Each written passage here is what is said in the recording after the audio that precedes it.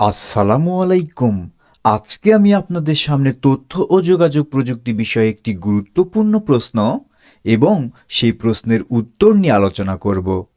আশা করি এটি আপনার ভাইবা প্রস্তুতিতে সহায়ক হবে। তাহলে চলুন শুরু করা যাক। বিগত সালের আইসিটি নিবন্ধন ভাইবা পরীক্ষার একটি গুরুত্বপূর্ণ প্রশ্ন ছিল, ডোমেন কি? ডোমেন হলো ইন্টারনেটে একটি নির্দিষ্ট ঠিকানা, যা একটি ওয়েবসাইট বা অনলাইন সেবা শনাক্ত করতে ব্যবহৃত হয়। সহজ কথায়, এটি একটি ওয়েবসাইটের নাম বা ঠিকানা যা ব্যবহারকারীরা তাদের ব্রাউজারে লিখে সরাসরি সেই ওয়েবসাইটে প্রবেশ করতে পারে। উদাহরণস্বরূপ www.google.com, www.facebook.com ইত্যাদি। ডোমেনের প্রধান উপাদান: ডোমেন নেম, এটি ওয়েবসাইটের নাম, যেমন গুগল, ফেসবুক।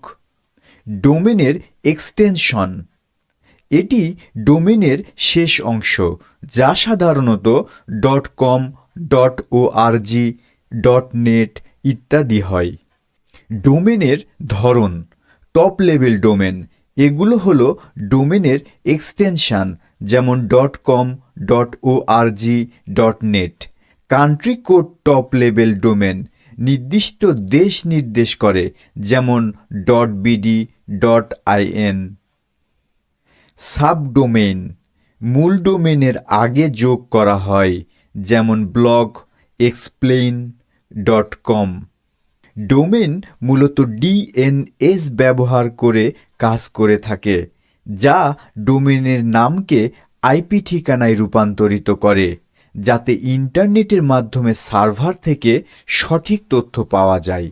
আশা করি ভিডিওটি থেকে আপনি সহজেই বুঝতে পারলেন ডোমেন কি এবং কেন ব্যবহার করা হয়।